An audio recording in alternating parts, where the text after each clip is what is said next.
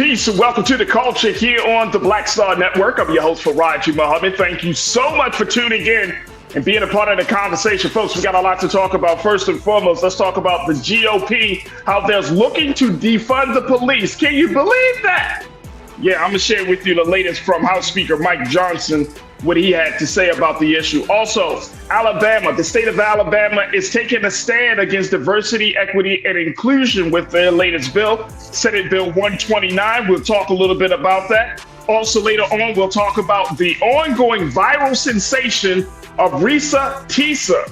That's right, the TikToker has officially gone Hollywood, and some people got some things to say about it. We'll discuss that. And later, let's talk about black hairstylists versus their clients. There is a number of black women who are disgruntled with the hair care industry because they seem like the stylists just aren't professional, that they're more concerned about social media likes than actually doing quality work. We'll have that conversation. So stay with us. It's all happening on today's edition of The Culture right here on the Black Star Network. Let's go.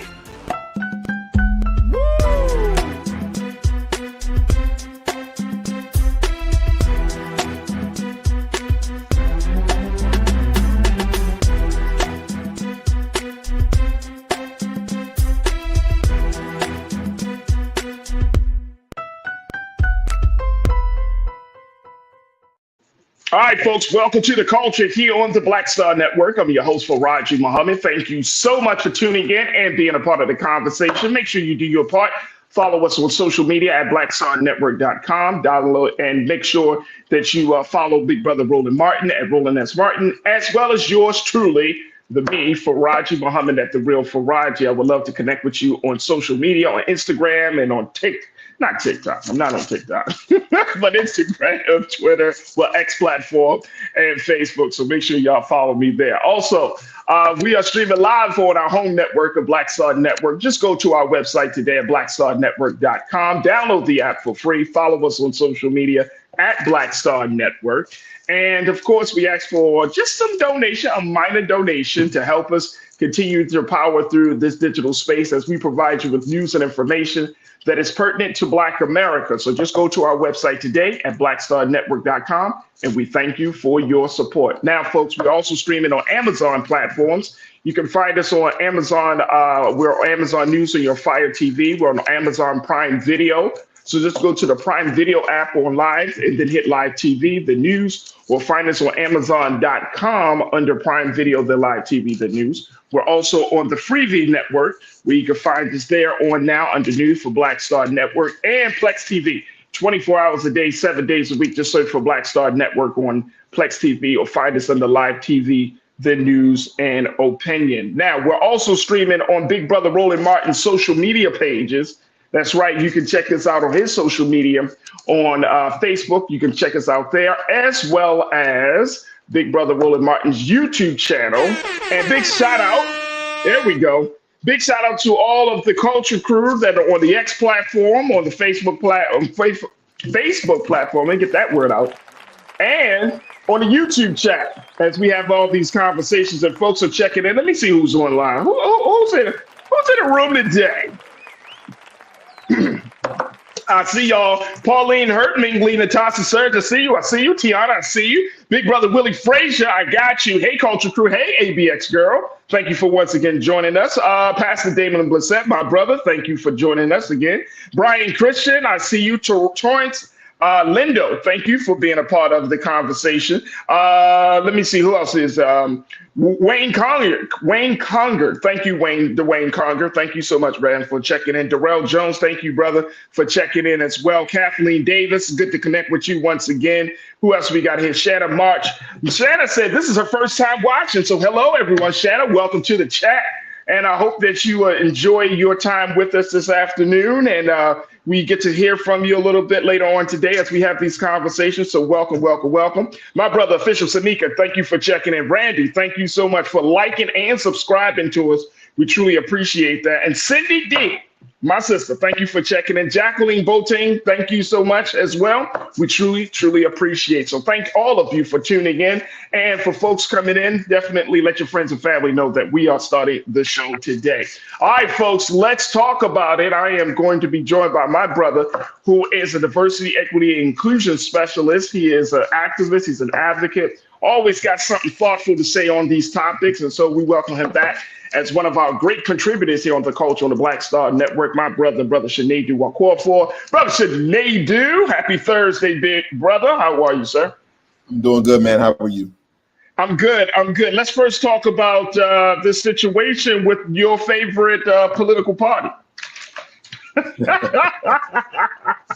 Republicans, the GOP. And if you haven't checked this out, man, like Mike Johnson, who serves as the House Speaker for the GOP, he did a press conference where he announced that the Republicans were going to essentially start to cut costs on some of the law enforcement agencies within the federal government. How about that? The GOP is looking to defund the police, and they do. Let me share with you what Mr. Johnson has to say, and I think Lise also, if we have an opportunity, let's see if we can pull up some video too of Mr. Johnson. But this is what he said. He said, "We are also advanced. As you've seen the summary cuts to some of the agencies that we believe are really overreaching and have been turned in some way against the American people." He said, "We're going to cut 3% from the Department of Justice, 7% from the Bureau of Alcohol, Tobacco, and Firearms, 6% from the FBI, and 10% from the EPA, and that's just the start." He said, "We did get conservative policy wins here. We got cuts to the agencies, some of them that are the worst offenders and going after the people they're supposed to protect and serve. There's a lot to champion here." Okay, Mr. Johnson, you've made some cuts to some of these law enforcement agencies. And there are some people who are saying on the other side, Brother Sinedu, according to one media outlet called Punchbowl News, they had a report saying that some of the cuts that Mr. Johnson is claiming aren't quite as dramatic as they appear to be at first glance. There are cuts, they're just not huge cuts, because they're saying if the cuts were really that dramatic, Democrats likely would have balked and there wouldn't have been a deal. But he's kind of like shaving off a little something there. What do you make of this? And is this a turn chapter for the GOP? Do they finally get it that maybe we shouldn't put so much into law enforcement agency and use that money in other productive means? What's your take? I think this has nothing to do with law enforcement. I think that's the very latter half. This is about togetherness. When defund the police was a big thing on the Democratic side, more or less, with the what's their name? That's the group, the squad. That's from with the AOC and all of those. Farajii, Tlaib, and all of them, right? When right. their side was kind of pushing this, defund the police, it's the old guard of the Nancy Pelosi and co. were basically saying we don't want to, and they switched the narrative and told that side to calm down. And you see the GOP now has gotten on. I think in this moment it's important to learn a trick that sometimes it's not about the policy, it's about the politics. And I think what the GOP is really good at is standing by their own. We watched how a GOP refused a once Merrick Garland to be the Supreme Court justice. They refused Obama's decision when he had about a year and some change left. They refused the decision, saying it was too close. Yet when Ruth Bader Ginsburg was barely in the fridge, the same person, Mitch McConnell, rushed and we got Amy Coney Barrett in less than 45 days. The same way they rushed on. The reason why I bring up these examples is look at two parties. The problem I have in this situation is that whether I like it or not, the Republicans show some strength by how they stick to a collective. The Democrats are scared of the different factions of the Democratic Party. There is a part of it where we don't come together, and I think it makes it easy to manipulate. That's why when people spoke against defund the police, it was easy to tear down. Oh, I'm not a defund the police. And you even heard Biden say it, fund them.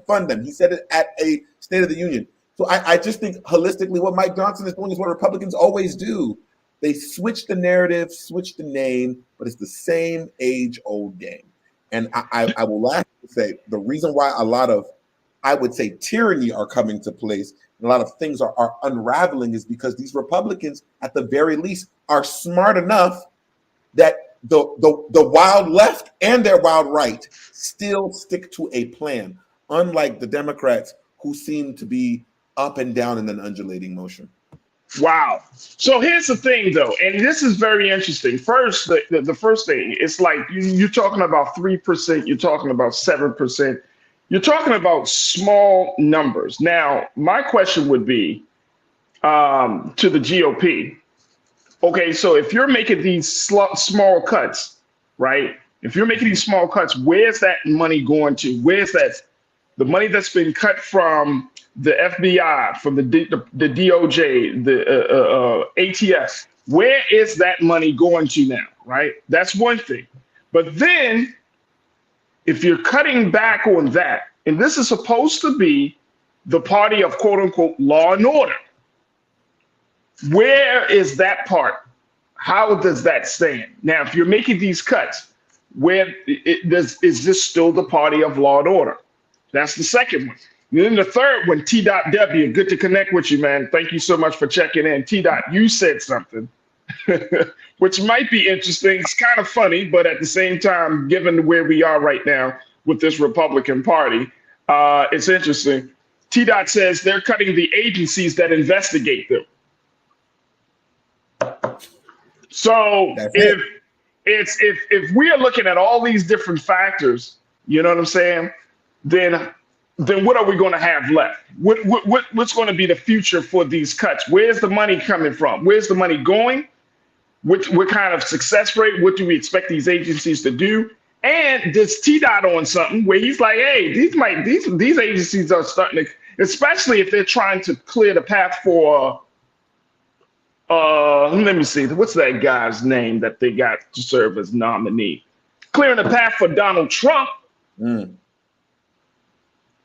it be completely insane? Would it be completely out of the ordinary that they're kind of creating the space for Donald Trump so they can say, oh, okay. I mean, it can go down the conspiracy theory hole, but at the same time, this is not what the GOP normally does. So what is really underlining all of these cuts to these law enforcement agencies? That's what I'm getting at, Sinead. I think when we look at the Supreme Court justice that made a ruling that said all of the justices, I think all what is it, 9? Yeah, whatever. There was 9-0. All 9 agreed that Donald Trump cannot be taken off the ballots because of this and that. And theoretically, I agree with their decision because the real decision that they're going to make is in April, and that's the one that we need to know. Was he guilty of an insurrection? And what I am believing to what you're saying is not to just say conspiracy theory, is let's follow the way that this group has moved. Who knows? Because if that Supreme Court ruling finds that he didn't have anything with that insurrection, these people might be preparing the way for when he comes back and does exactly what he says, and I quote, I'm going to have a vengeance day one. So they might be prepared. And let's not forget this, bro. The fact that when he comes back, that he does have a plan for these law enforcement agencies, right? To try to consolidate in some way, shape, or form. He's literally trying to restructure how the government works if he gets back into office. Mm-hmm. And I think that's the most concerning part for a lot of people, not just for Black folks in this country, but for folks across the country, you know, Black, white, Asian, Latino, that here you have a presidential candidate who says that once he's getting in office, he's looking to restructure in a very, very dramatic way. And I'm wondering if this is connected to that. Now, again, that's trying not to go down the conspiracy theory hole, but you have to at least ask the question. You got to at least ask the question. It's important to ask. And again, the reason why I say it's important to go down all these rabbit holes, because this is what I know. In November, when November comes, if the man does win, people always do this. We didn't see this coming. We wanted y'all asses now.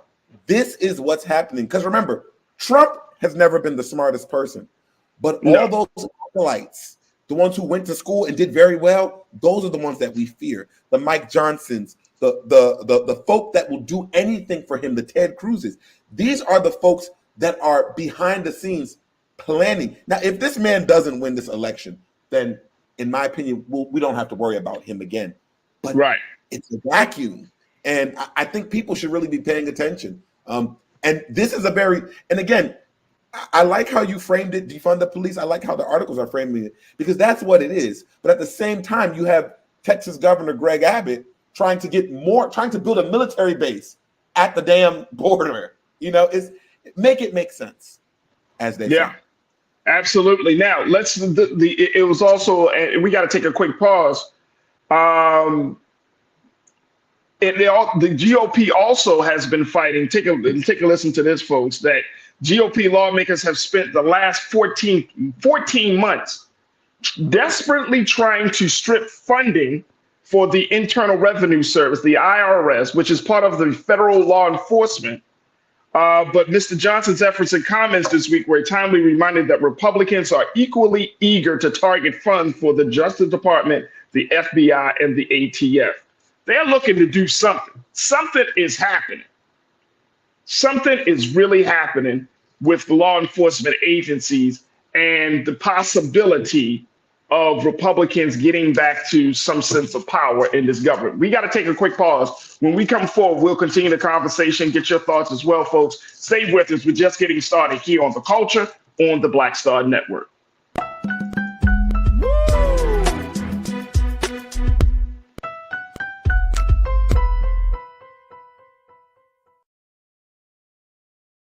Pull up a chair, take your seat to the Black Tape with me, Dr. Greg Carr, here on the Black Star Network.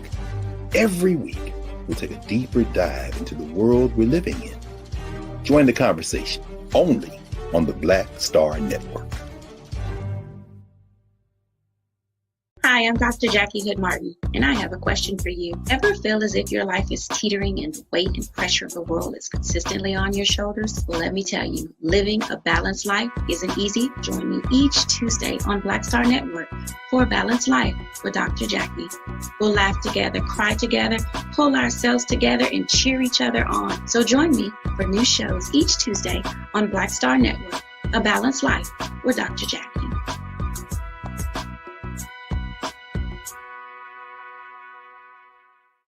Don't you think it's time to get wealthy? I'm Deborah Owens, America's Wealth Coach, and my new show on the Black Star Network focuses on the things your financial advisor or bank isn't telling you. So watch Get Wealthy on the Black Star Network.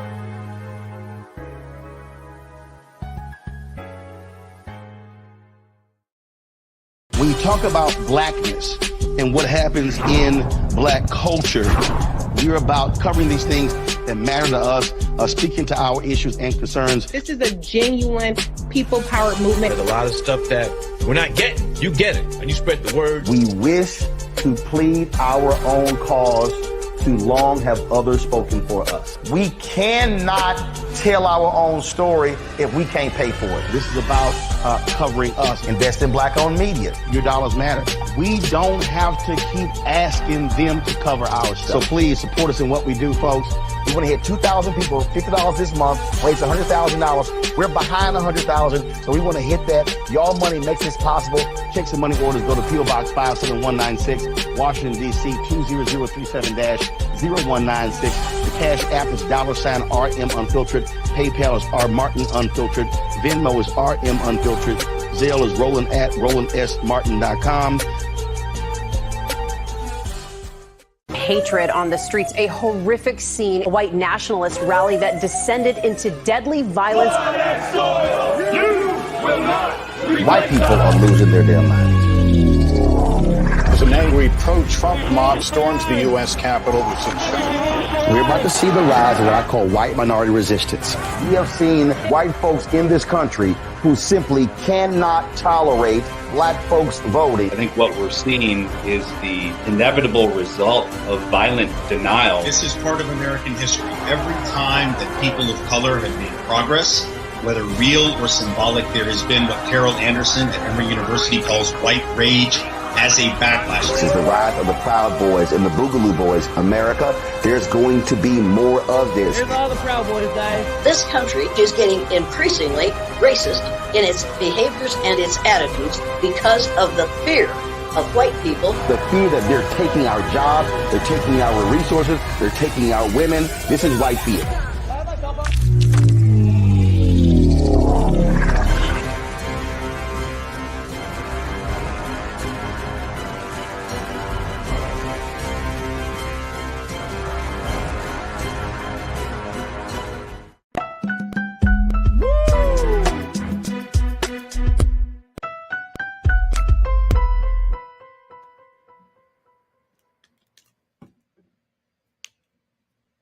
All right, folks, welcome back to The Culture here on the Black Star Network. I'm your host, Farajii Muhammad, joined by my brother, Brother Sinead Wakwa, Diversity, Equity, Inclusion Specialist. He's also an activist and advocate and political thinker. And we're talking about the latest announcement coming from House Speaker Mr. Mike Johnson, who said that the GOP are making some cuts to law enforcement agencies. And folks are kind of scratching their heads as to why this is happening now. Now, we've been referencing an article, or rather a written, an op-ed by Mr. Steve Bannon. Mr. Steve Bannon, who is a producer for the Rachel Maddow show. He wrote this piece.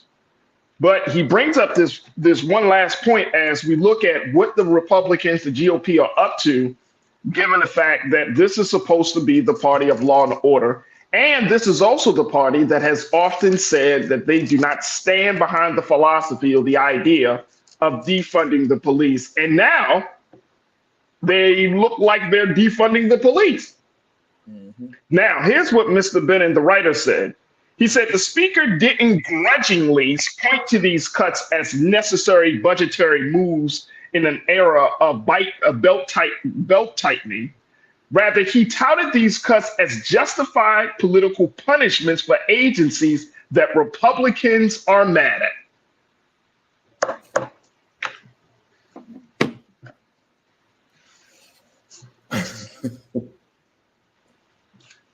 I just want y'all to think. He touted these cuts as justified political punishments for agencies that Republicans are mad at. What in the world is happening in America, Sinead, where people in government who are supposed to be advocates of the government, representatives of the people to ensure that the government works for the people, now, I'm telling you, we got to do a conversation. We got to have a conversation about this.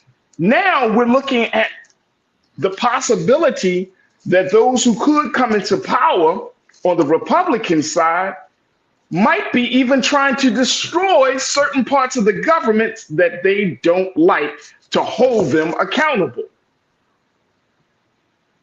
I'm going to keep throwing this word out here. It's called nihilism. Y'all familiar with this? Mm-hmm. Nihilism. There are a number of social and political scientists that are looking at this phenomenon called American nihilism. And it is when you actively reject and go against the very institutions of the system that you are supposed to represent. If anybody talk, just Google it. Just Google it. And turning away from that, I mean, theirs is an active effort to destroy the systems and the institutions of this system, in a very serious way. We saw that on January the 6th. That's very big, extreme case of American nihilism, that you would go so far as to run up in the capital of your country to destroy it, right? To destroy it for political means. This is serious. And now political and social scientists now, Brother Shanadu, are very concerned in this country that American nihilism is becoming very popular, especially among the Republicans, the GOP. Talk to me, brother. What's your take? You got something to say. I can feel it in your heart, mind, and spirit. Absolutely. Absolutely. I mean, I just, what I think is very dangerous is the standard of what is protestable becomes questionable. There was an article that mentioned that the MAGA cohort collective, Tiki Torch Whites, they have been trying to find a way to conflate January 6th with, I think this happened in the 50s or 60s with the Cubans, where they stormed the Capitol. But that was for actual freedom, for actual repression. And I think again, the power of law in this country is ethics. You take ethics and morals out and say it's the law. Remember, racism was the law. Slavery was the law. And I think that's what they're doing again. But we are so much more smarter. We've gotten so much more in this time frame. I think it is time for those folks who call themselves allies, because in my opinion, the president currently, Joseph R. Biden, who is against Trump and his group and their the way that they're operating or trying to operate in our government. But you know what I find interesting? You're not loud enough. When we're talking about Israel, you hear them, Joe Biden will even say it for himself. I am definitively a Zionist. Go look at it. He said it hundreds of times, right? Very definitive, very cutthroat, da-da-da. But when it comes to calling the colleagues on the other side of the aisle what they really are, when it comes to saying what they're trying to do or actually do to Black people who are still trying to get the rights, or Hispanic folks and so on, no one is as definitive. And that's why I think there's a danger here. There is a hardcore Republican, but at the end of the day, this is not about Republican, Democrat. It's whiteness. This is all whiteness to me, because the other side doesn't seem so upset. And it reminds me of when Donald Trump made that point, if y'all remember, at the 2016 debate against Hillary Clinton, when he said, she talks about me being a thief, but she had all those years to change the tax code. And she didn't, because her friends are donors and they enjoy the same tax code that is when, and Dave Chappelle talked about it on Saturday Night Live. That is when you saw that this wasn't a them over there. And this is a white power structure situation that's going on here that is being cloaked and identified as Republican, Democrat. And there's a lot of danger, because then that puts our Black asses, and I say it like that because we just floating in the middle. And that's what we do for 400 years. That's a lot. You're absolutely right. That's a lot. Real Brooklyn, my guy, you checked in and said they don't have to, quote unquote, destroy a system that holds them accountable. Laws are inconvenience to most and a convenience to few. The laws will always favor the lawmakers versus anyone else. But they're willing to destroy the system. See, this is when you start to get into a place now, and I hear you, Real Brooklyn. I think you are absolutely right, but I think they're willing to destroy the system for what? Look, when we first started talking about the conversation about defunding the police, Trayvon Martin was killed back in 2012, I believe it was. Yes, 2012. President Obama was still in office, right? And then you had those rash of killings that we started to see more and more of, right? Mike Brown and many others, right? We can name. And then you're talking about from 2012 all the way up. This has been the call. But that for at least a good 5 to 6 years, maybe 7 years from 2012. Let's just take it to 2020, from 2012 to 2020 with George Floyd, there's been that call to defund the police. Now in 2024, the GOP responds and say, hey, we're defunding the police. We're cutting back on certain things. Now, is that the call of the people right now? I mean, it may be, but we really want to get a bill talking about police accountability, police brutality, qualified immunity. It's not just about the money. It's about the fact that let's have some more scrutiny in terms of the policy and accountability for officers. But why are you waiting till 2024 to have this conversation? Now you responded in 2024. Well, what's happening in 2024 that is causing us to have a conversation? Now you want to go back to the agencies, the FBI, the ATF, and all of these agencies, these federal agencies, right? The Department of Justice, these federal agencies, and now you want to start cutting in 2024. Well, it's just interesting because the timing looks as if now that we know Trump is going to be the nominee for the GOP, now you want to get this, as Mr. Steve Bannon said for this piece for NBC, some sort of political punishment. Now you want to, okay, now we got a target on our back. Look, remember, Brother Sinead and crew, when there was Trump was in office, he did not trust the analysis, the data, the assessments of any of the major federal law enforcement federal agencies. He already put that out there. He had a beef with the Department of Justice. He had a beef with the FBI and ATF. He had a beef with all of these agencies. He has a beef with them. So now we're in this point, it looks like Trump is moving forward. Now we're talking about something else. Now we're talking about, oh, for the American people. You didn't even say that's, hey, for those who have been killed by the police, it's just a budgetary cut. Oh, it's just, we made some cuts. But what was the reason? What was the tipping point for the cuts to be made? Culturally, what was the tipping point? A lot of questions. A lot of questions. CC Knight, you said there's a headline today, 45 suddenly facing prospect of a new indictment. Wow. Wow. Wow. Tiana, my sister, thank you, CC. Tiana, my sister, you said this is nothing more than revenge, plain and simple. Yep. The Big Cheese, thank you for joining us. You said what happened to the black anti-hate crime bill promised by Joe Biden? Okay. Yep. Brian Christian, my brother, you said white America has a warped view of my brother's keeper, doesn't it? Something is really, really happening. Tonight is the president's State of the Union. And as much as he's going to talk about the tax plan and the tax code, he's going to certainly talk about Gaza.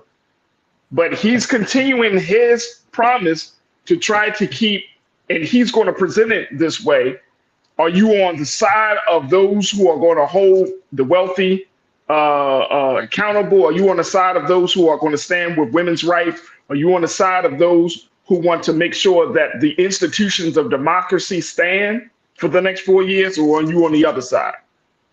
That's going to be his theme for tonight. Very interesting. And then, like with this announcement, I think we should all be getting into the detective thinking. You know, back in the day, Brother Sinead, the teachers used to say, put your thinking caps on. Put your thinking caps on. We got to put our thinking caps on and start connecting the dots as to ask questions like, why is this happening now? What should we expect? What is the impact of these cuts? And more importantly, is something else coming behind these cuts that will benefit the GOP? Because we are seeing it, and this is both parties, but we definitely see it, that the GOP don't make no type of move like this unless it's for their complete benefit. And you're talking about a party, and you're talking about parties that will do whatever it takes to stay in power or to get into power. You got to think like that. All right, look, it's going to be interesting. It's going to be very, very interesting. Cindy D, you said it's cutting the very people and agencies that hold them accountable. It's nothing more than the George Floyd bill without George Floyd or the actual bill. Come on. I love it. Cindy, thank you. Love it. Absolutely love it. So we will have to see. Look, we got to take a quick pause. Sinead, on the other side, let's talk about the state of Alabama. how they're standing against diversity, equity, inclusion, and how college students are saying, no, you won't. We're going to talk about the latest with SB 129 down in the state of Alabama, and of course, get some take from you. Stay with us, folks. It's The Culture here on the Black Star Network.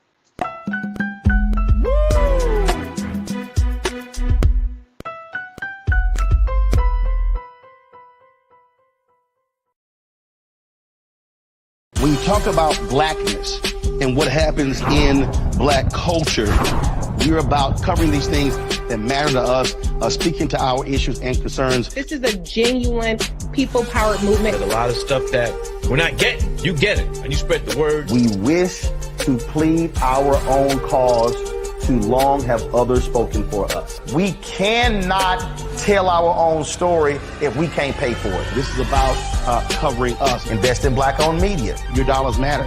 We don't have to keep asking them to cover our stuff. So please support us in what we do, folks. We want to hit 2,000 people, $50 this month, raise $100,000. We're behind 100,000, so we want to hit that. Y'all money makes this possible. Checks and money orders go to P.O. Box 57196, Washington, D.C. 20037-0196. The Cash App is $RM Unfiltered. PayPal is R Martin Unfiltered. Venmo is RM Unfiltered. Zelle is Roland at RolandSMartin.com. Pull up a chair, take your seat. The Black Tape with me, Dr. Greg Carr, here on the Black Star Network. Every week, we'll take a deeper dive into the world we're living in. Join the conversation only on the Black Star Network. I'm Deborah Owens, America's Wealth Coach, and my new show, Get Wealthy, focuses on the things that your financial advisor and bank isn't telling you, but you absolutely need to know. So watch Get Wealthy on the Black Star Network.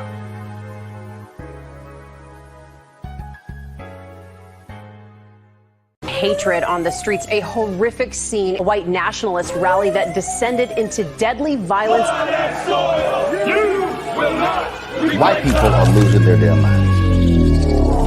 As an angry pro-Trump mob storms the U.S. Capitol, we're about to see the rise of what I call white minority resistance. We have seen white folks in this country who simply cannot tolerate black folks voting. I think what we're seeing is the inevitable result of violent denial. This is part of American history. Every time that people of color have made progress, whether real or symbolic, there has been what Carol Anderson at Emory University calls white rage as a backlash. This is the rise of the Proud Boys and the Boogaloo Boys. America, there's going to be more of this. Here's all the Proud Boys, guys. This country is getting increasingly racist in its behaviors and its attitudes because of the fear of white people. The fear that they're taking our jobs, they're taking our resources, they're taking our women. This is white fear.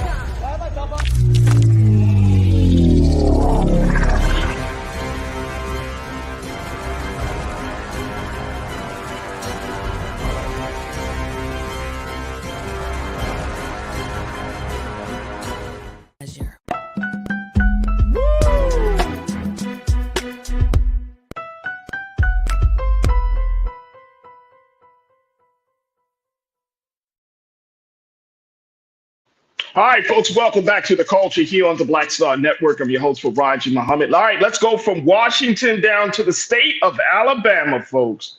And I'm joined by my brother Sinedu Wakwafor, as we have these conversations and with Brother Sinedu and with you. Brother Sinedu, let's take a trip down to Alabama, where there is a little bit of a controversy down there around the issue of diversity, equity, and inclusion, DEI, where a new Senate bill that was authored by Senator Will Barfoot, who is a Republican of the Pike Road area down in Alabama.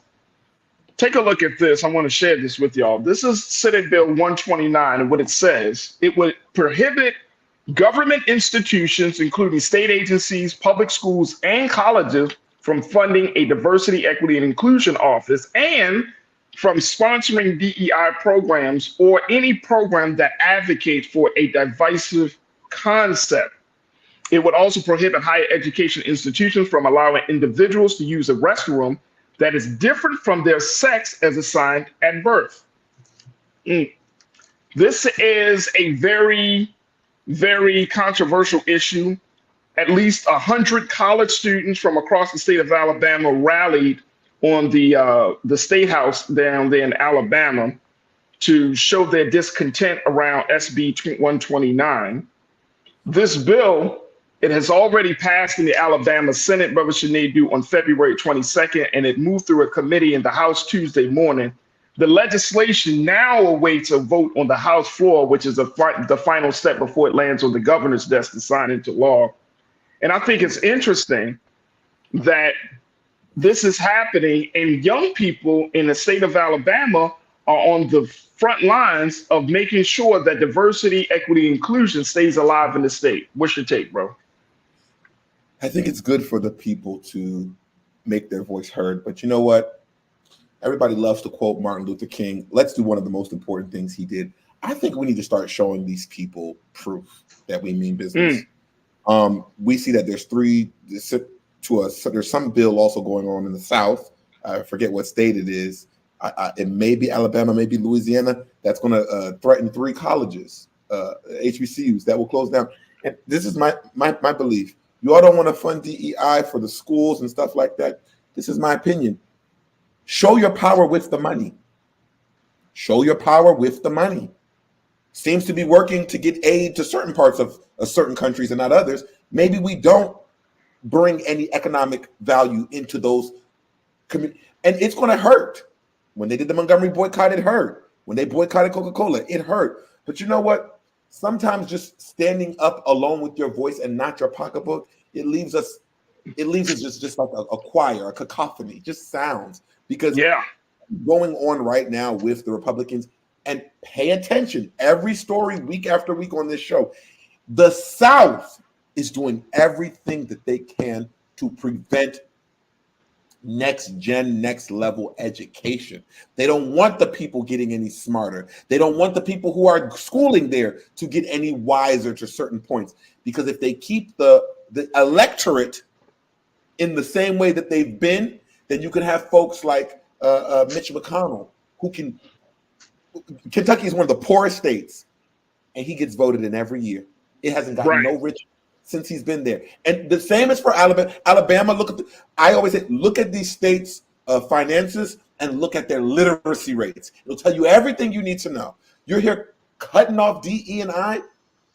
There is something to be said about that. And I think this, personally, I'm glad the young people are standing up, but it's not, I've done the protest thing, and I'm telling you, it's nice, but nothing hits them more than economics.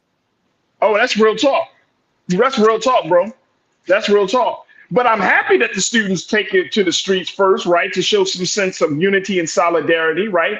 You got to see some faces. So I'm happy about that. But that's real talk. You got to do the protest side, but then you got to do the economic side. Now, yesterday, more than 100 students, they represented colleges from across the state of Alabama. They really went out because they wanted, and most of these students are white students, folks. So we can't, I mean, if we could throw some pictures up there, at least, if we can get to have them take a quick moment for the pictures. But these are mostly white students that came out to show their discontent around this Senate bill, the state bill. And they have talked about how diversity programs have improved their campus experience. They talked about it, how it made them more equipped for the workplace. And at some point, they say that it even saved their lives, especially some of the female students who said that this bill, SB 129, would threaten programs that help female students get jobs, making accommodations for veterans and international students. Like, there are a lot of people that will be affected by this. And to see young people, young white students kind of taking the lead on this is important. It's very, very important, to say the least, because we need to hear from that group. And it's because they actually represent the next generation of voters. They represent the next generation of voters. Shannon Marsh, thank you for joining us, Shannon. You said, as a mom with 2 teenage daughters, they will not attend any school that has gutted their DEI department. Come on, man. And Sinead, to Shannon's point, how big should DEI be for Black students, for Black parents of Black children? How important should that be in college consideration? It is so important because history in this country is not even properly taught, and again, you wouldn't need DE&I. Let me put it in other words. Let me take another approach here. Joseph R. Biden, our president, continues to say that he's a Zionist, and he continues to say that Israel has the right to defend themselves, and he says Israel will get everything that they need. Stay with me. I have a point here. Somebody asks, what does this have to do with what we're talking about? Well, we all know what Hitler did, and we all know that after that situation with Hitler and the Holocaust, terrible situation, there was a means of reparations paid to the Jewish state. And on top of the reparations, they made sure that we never forget, because never again. And not only do they make sure that we don't forget, American policy has made sure that we integrated Israel into our policy because they are our big strategic friend in that part of the world, right? Right. This is what inclusion looks like. When something happens that causes a group or a person or a people to be left out, you put diverse and equitable and inclusive practices into place so that you may levy those people to a playing ground. See, we don't have a problem with DE&I. We have a problem with DE&I when it comes to Black people. We don't have an issue. We don't have an issue when it's Europe, when it's Ukraine, when it's Israel. We don't have an issue. But don't let it be Black and don't let it be Muslim. When it's Black, Muslim, and brown, all of a sudden we have to do research. We have to check. That is what we're talking about here. What DEI stands for is no different than what we did for the Asian groups after we put them in internment camps in this country. What we did for the Jewish groups, even though we were not the ones who killed them. Look at that. We were looking for their inclusion, and we weren't even the one that kept them away. Isn't that crazy? But the point I'm making is, it's not that we don't understand, because I don't want our people to lose our mind. I think our nation understands what diverse, equity, and inclusion stands for. I think they are afraid, as has been said by many scholars before. America has continued to be afraid of what Black people will do, and it's Black in particular, when we are in power based, or if we get power, because the greatest power belongs to God, in my opinion. But it's the fear of, you will do to me what I did to you. And it has been proven time and time again, that is not of our nature. That is of your nature. So that's the real discussion here, whether people want to talk about it or not. It's the fear of the integration. It's the fear of white people are leading this case, as you said. It's the fear of what happens when those white people and the Black people who've been saying this for generations, for millennia, start to come together. Does that now take down the old guard? That is the issue here. That is the issue. Let me throw a little something else in here in the conversation very quickly, Brother Sinead, dear. Because I've been following this story. If you live in the city of Birmingham, Alabama, you know that your beloved mayor, Birmingham Mayor Randall Woodfin, Mr. Randall Woodfin, he came out before this bill went through the Senate.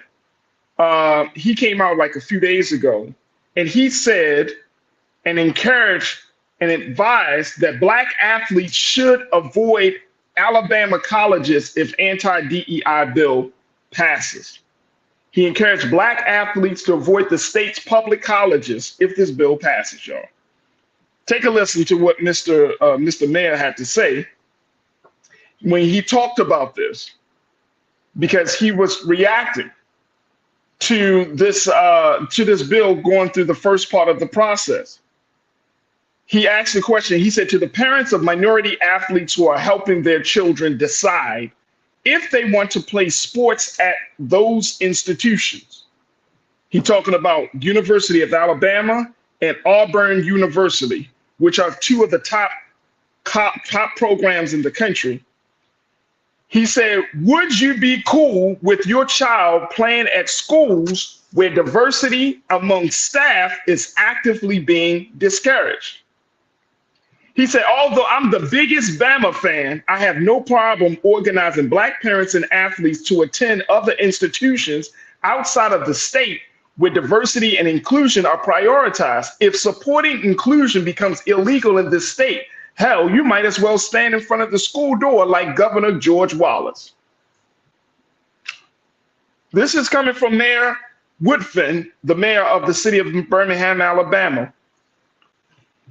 Alabama as a state is nearly 27% Black, folks. College football is big business in the state of Alabama. And the mayor has asked the leadership, athletic directors, and coaches of those colleges whether they supported this proposed law. He put it out there. So even when we take our talents down to the state of Alabama, and I think the mayor asked a great question. Would you let your son, who might be playing in one of these big schools, go to a school where DEI isn't prioritized? Now let's talk about that, because he's essentially calling for some sort of, I don't know if we could say a boycott. I guess we can call it a boycott, right, Brother Shanadu? But would you want that to happen? Would you want to say, I couldn't send my son down to a school knowing that they don't feel they're not creating a space for him to be there as a Black boy grown into a Black man. I couldn't do that. There needs to be a space made for my son, or you ain't getting my son. So that's what the man is saying. Go ahead, brother. Or this is so crazy. Or just stop being fucking ridiculous. You know, if you really don't want DEI, let's talk about it, because DEI didn't exist forever. If you don't want DEI, then do what the Constitution says. Let me be seen as a human being like everybody else. Let's make space for this country to have great people here. And you know, what's funny about Alabama, such a poor state, I'm gonna keep saying that because economics drives everything, such a poor state, but a vast state. When you think about because let me bring economics into it because it matters. When you think about Joe Biden's IRA, Infrastructure Reduction Act, or whatever it is, Inflation Reduction Act, where it infuses a lot of money into infrastructure. Do y'all know so many foreign companies are trying to come to America and build factories? I'm talking about chip makers, solar makers. Yeah. Where do you think they're trying to go to? Places with a swath of land. And we all know that that is the South and the Midwest. Here's going to be your problem, though. When they come to these towns and cities, you know what's going to happen? They're going to need to hire people, because that's what some of these agreements say. You know the problem they're going to have? You're not going to have the diverse talent there, because you all are getting rid of the people who is a Black kid or Asian kid or a Chinese kid that will come to school and bring their culture. As a young boy, I went to an HBCU as a Black man. But I left an HBCU as a universal man with so much more isms from the white kids who went to the school, from the Asian teachers who taught with their experiences. So it's not just about, is DEI important for my mental? It is good for business. Point blank, period. DEI has always proven to be good for business. And I hate to say it, just like we said about the affirmative action, the biggest population that DEI affects will be white women. It will be white women. That is probably why they're standing up, because white women fall into that category that is not white, Anglo-Saxon, Protestant male. Like, this is not new, and this is dangerous, because what happens now is when these factories, my last point, when they do come in and they don't have the diverse talent and diverse high skilled, you got to bust the talent in from other parts of the country. Then what does that now do to the local people who are saying now people are quote unquote taking their jobs? Oh yeah. This is a multi-pronged problem right here that could be solved by simply stopping the racism. That's it, bro. You talking about good politics versus partisan politics. You're talking about inclusion versus exclusion. You know what I mean? You're breaking it down, and you're absolutely right. But if you're dealing with people whose minds and whose hearts is bent on one way of doing things, who see the culture, who see this country needs to be quote unquote put back on track, or we need to be taken back. If you're dealing with that mindset, then you're not going to get that type of policy. You're not going to get good policy. You're going to get partisan policy. You're not going to get inclusion. You're going to get exclusion. You're not going to get where the United States is evolving, you're going to get a stagnation that's going to happen. And so it's very important. It's very important. But I'm like the mayor. Like, don't send your children. And a lot of DEIs, this is the final point that I want to make on this point very quickly. I know we got to take a quick pause. But do you know that a lot of DEI, a lot of those affected by DEI, according to the Chronicles of Higher Education, there are already 22 states, folks. 22 states have introduced legislation targeting college diversity and inclusion efforts as of July 2023. In Florida and Texas, some colleges have already terminated dozens of DEI positions and have threatened funding for student groups. In Florida and Texas, now it looks like it may be Alabama added to that. And if you look at those states where those are the most populated states where Black folks are in this country. Florida, Texas. We got to make some changes. And we got to use our presence as a form of political engagement and essentially say, you know what, if those changes aren't made, I'm leaving the state, or I'm going to a place where I'm going to be seen, heard, and appreciated. That's what it comes down to. But diversity, equity, inclusion is being attacked once again. We'll see how this thing works out. And hopefully the students will get a win out of this. If not, Alabama's going to be back to old Alabama once again. And it's not going to be pretty. My brother, Sinedu Wakofor, thank you so much, brother, for joining us once again for another set of great conversations with you. And we truly appreciate you. And God willing, we'll reconnect with you next week. Thank you for having me, brother. Peace. Absolutely. All right, folks, let's take a quick pause. When we come forward, let's get into some stuff about relationships, all types of relationships. First, let's talk about the viral sensation of Reesa Teesa. This is the young lady that created the 50-part series on TikTok. Now she has officially gone Hollywood, signing with one of the top publicity agencies in the world as she told her story. And we're going to talk about the implications of telling your story and how to go viral and how it may not be the thing that you want to go for. We'll have that conversation later on. We'll talk about how Black hairstylists and their clients are at war with one another as Black women are pushing back on industry standards and professionalism. So stay with us. It's The Culture here on the Black Star Network.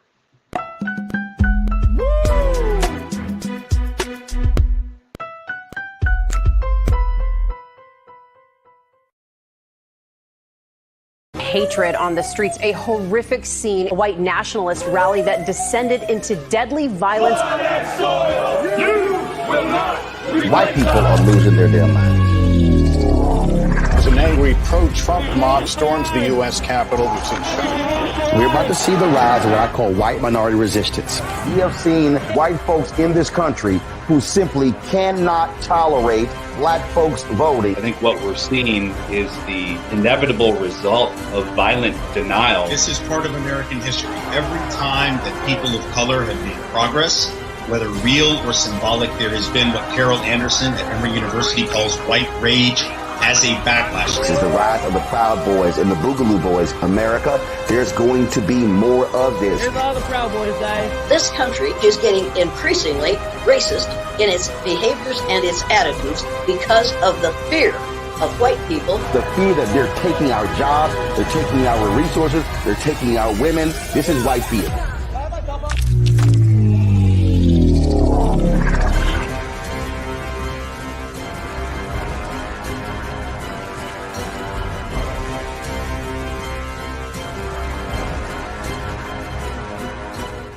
Pull up a chair, take your seat. The Black Tape with me, Dr. Greg Carr, here on the Black Star Network. Every week, we'll take a deeper dive into the world we're living in. Join the conversation only on the Black Star Network. When you talk about blackness and what happens in Black culture, you're about covering these things that matter to us, speaking to our issues and concerns. This is a genuine people-powered movement. There's a lot of stuff that we're not getting. You get it, and you spread the word. We wish to plead our own cause Too long have others spoken for us. We cannot tell our own story if we can't pay for it. This is about covering us. Invest in black-owned media. Your dollars matter. We don't have to keep asking them to cover our stuff. So please support us in what we do, folks. We want to hit 2,000 people, $50 this month, raise $100,000. We're behind 100,000, so we want to hit that. Y'all money makes this possible. Checks and money orders go to P.O. Box 57196, Washington, D.C. 20037-0196. The Cash App is $RM Unfiltered. PayPal is R Martin Unfiltered. Venmo is RM Unfiltered. Zelle is Roland@RolandSMartin.com. Hi, I'm Dr. Jackie Hood Martin, and I have a question for you. Ever feel as if your life is teetering and the weight and pressure of the world is consistently on your shoulders? Well, let me tell you, living a balanced life isn't easy. Join me each Tuesday on Black Star Network for A Balanced Life with Dr. Jackie. We'll laugh together, cry together, pull ourselves together, and cheer each other on. So join me for new shows each Tuesday on Black Star Network, A Balanced Life with Dr. Jackie.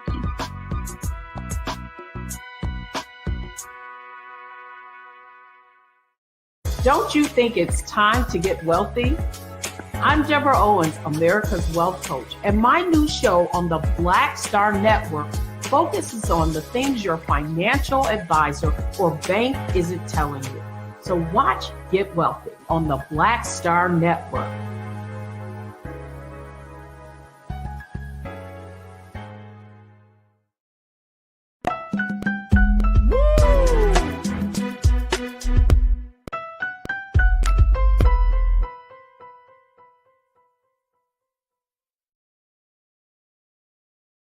All right, folks, welcome back to the conversation. Welcome back to the culture here on the Black Star Network. I'm your host, Farajii Muhammad. Thank you so much for tuning in and being a part of the discussion. Let's switch gears. Let's stop talking a little politics and let's start talking about some of the cultural things that are happening. And I'm always excited to have these conversations with one of our new contributors here on the culture, my sister Coach Trinette Collier, to talk to us a little bit. There you go. Coach Trinette is in the chat. Hey. In the building. In the building. Coach Trinette does a fantastic job in providing life coaching and relationship coaching. And you can follow her on all social media platforms. Coach, let's give your socials out very quickly before we get started. Where they can find you at? All social media platforms. I am Trinette L. Collier. That's awesome. I am Trinette L. Collier. All right, Coach, we truly appreciate you as always. Let's talk about something that we discussed before. Now it's taken into a whole different space. I did not see this coming, Coach. I did not see this coming. But apparently, the viral sensation of TikToker Reesa Teesa has not just gone viral, she gone Hollywood in some cases, right? Yeah. It has been reported, folks, just a couple of days ago that she has officially signed with publicity giant CAA, Creative Artists Agency. So, of course, Reesa Teesa is the star known for her Who the F Did I Marry online series, which made her an overnight success. Let me tell you how big this series of 50 parts on TikTok really went. 400 million impressions. Wow. In under 3 weeks. Now, there's so much to unpack here, but apparently by her signing with Reesa, with CAA, excuse me, she said, quote, "I am excited to join the CAA family in what has become an extraordinary and life-changing opportunity. I hope to bring this story and personal experiences to an even bigger platform with the hope of helping those in similar situations know they are not alone."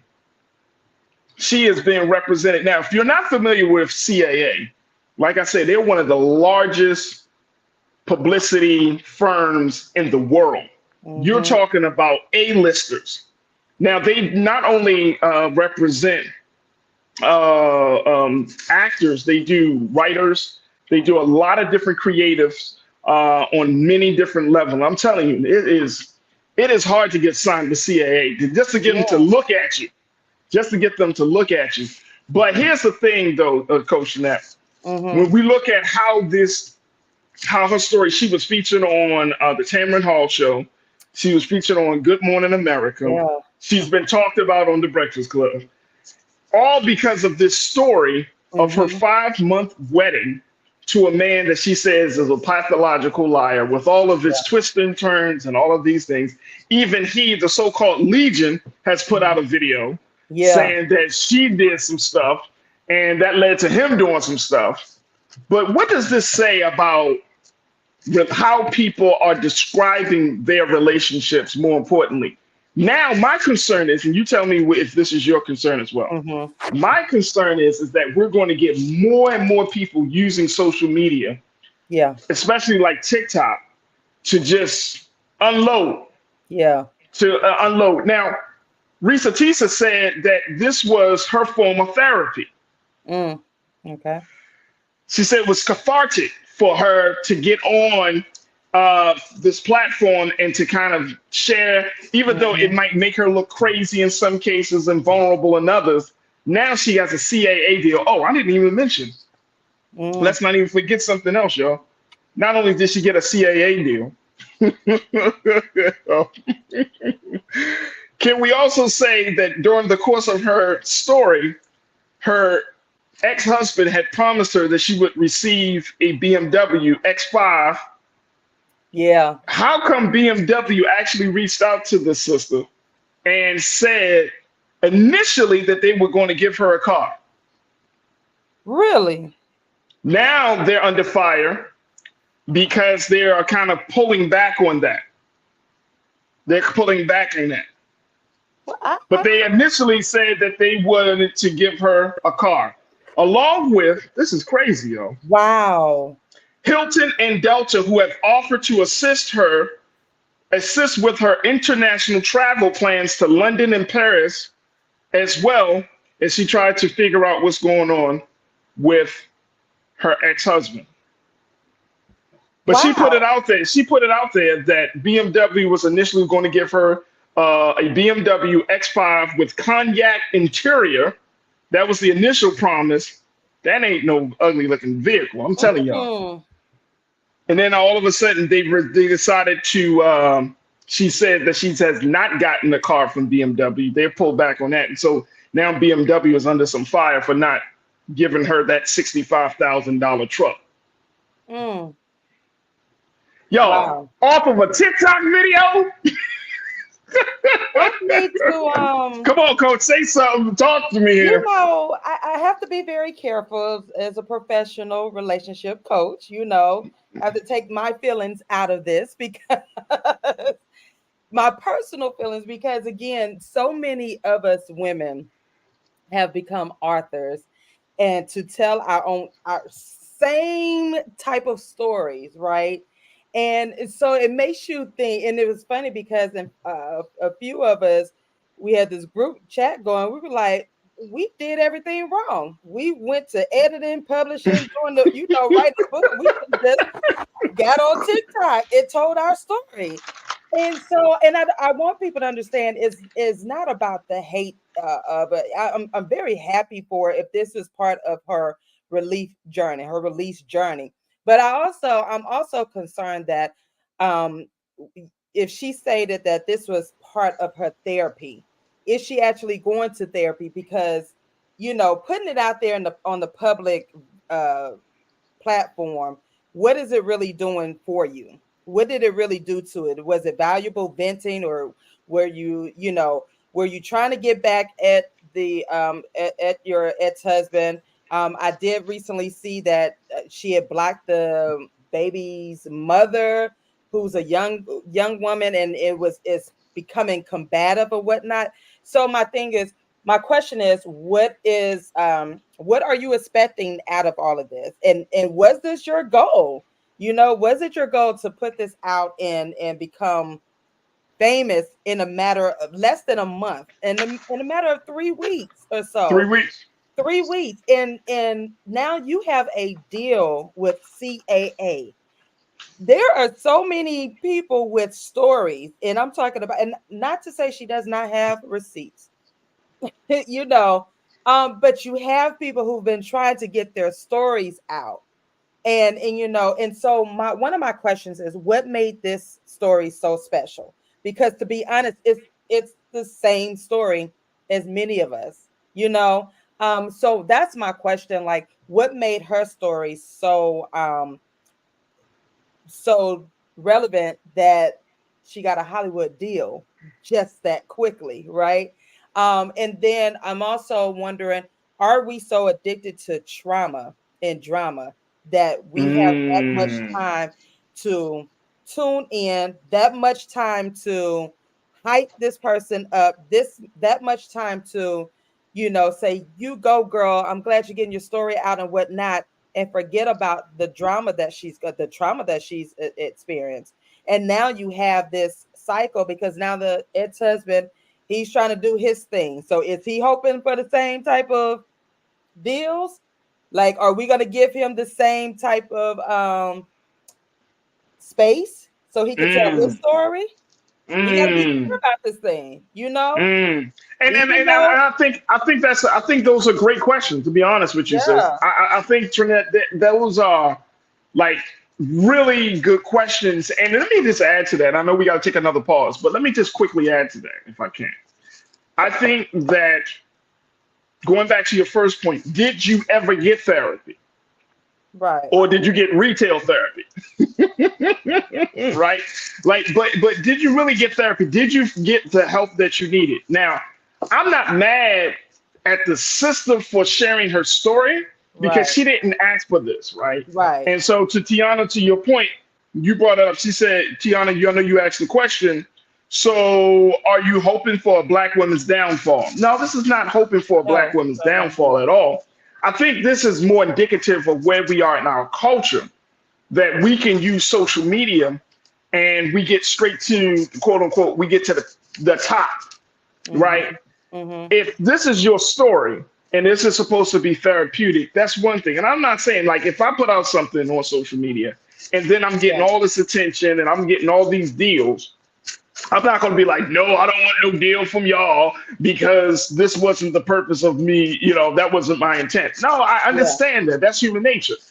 But I do think that in terms of where we are in our relationship to social media platforms and being our authentic selves, I think that's the part that I'm really concerned about, because now more and more of us, and it may not be anyone in the crew, it may not be folks that watching right now, but y'all ever notice that more and more people that get on social media, spend time on social media, become a little bit more extreme.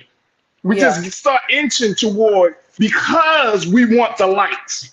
Yeah. We want to be the viral sensation. So now we at a point, I think, in this culture where we are doing things, as the song said, just for clout, right? Like, we're getting to it. Does it open a door for people to embellish their stories a little bit more? Yeah.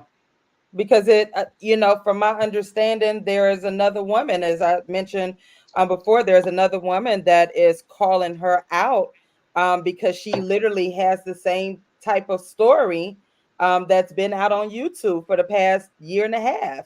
And it was a series. And when you go and look at her series, it's like, oh, wow. Okay.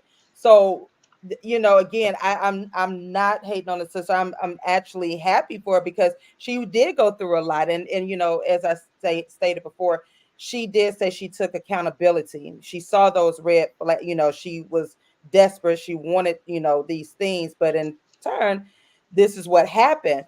So I'm just worried, like, now, what is the next? What is the plan now? Now that you're a sensation, now that you're at the top, what is your next? What is going to happen now? Are you completely healed? Are you, have you gone through the healing process to start a new relationship or whatnot? Are you going to speak against men? What is the agenda behind it? Because sometimes these situations will turn you against, and then what is your message to other women?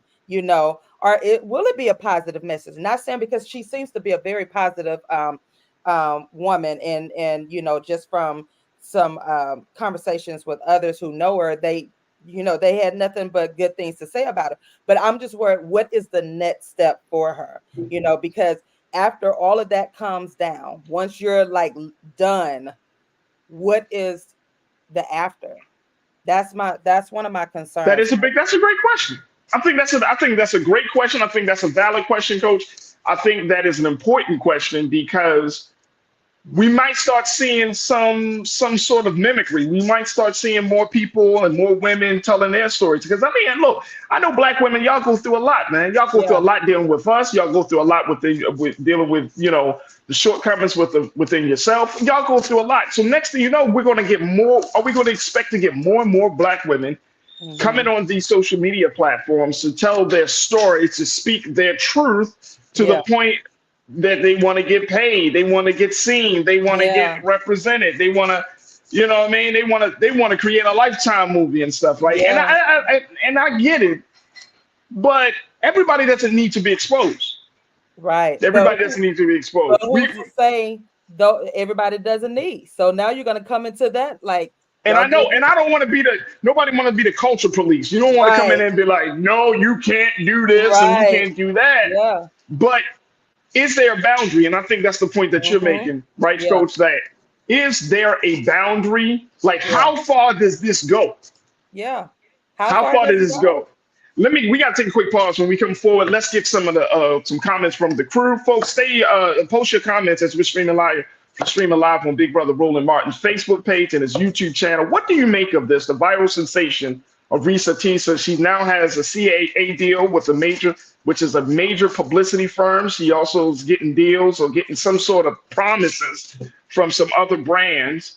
And she's taking her story, quote unquote, to the next level. What do you make of it? How do you see it? What does it say about our social media engagement and how we handle trauma in our lives? Stay with us. The conversation continues on the other side right here on The Culture on the Black Star Network.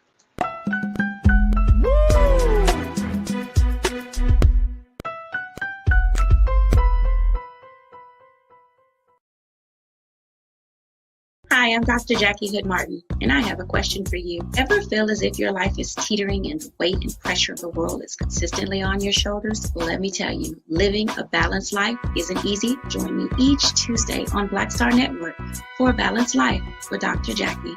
We'll laugh together, cry together, pull ourselves together, and cheer each other on. So join me for new shows each Tuesday on Black Star Network, A Balanced Life with Dr. Jackie.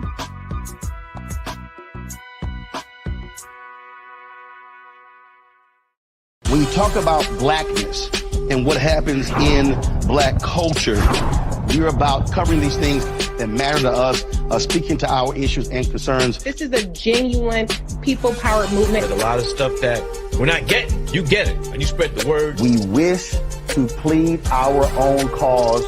Too long have others spoken for us. We cannot tell our own story if we can't pay for it. This is about covering us. Invest in Black-owned media. Your dollars matter.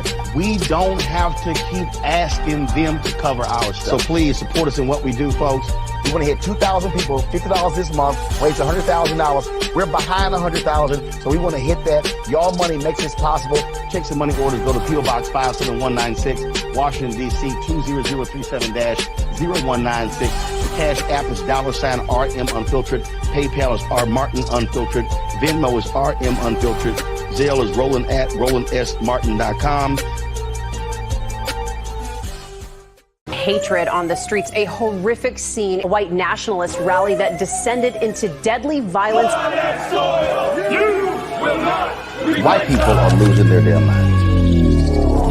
As an angry pro-Trump mob storms the U.S. Capitol, we've seen We're about to see the rise of what I call white minority resistance. We have seen white folks in this country who simply cannot tolerate Black folks voting. I think what we're seeing is the inevitable result of violent denial. This is part of American history. Every time that people of color have made progress, whether real or symbolic, there has been what Carol Anderson at Emory University calls white rage as a backlash. This is the rise of the Proud Boys and the Boogaloo Boys. America, there's going to be more of this. Here's all the Proud Boys, guys. This country is getting increasingly racist in its behaviors and its attitudes because of the fear of white people. The fear that they're taking our jobs, they're taking our resources, they're taking our women. This is white fear.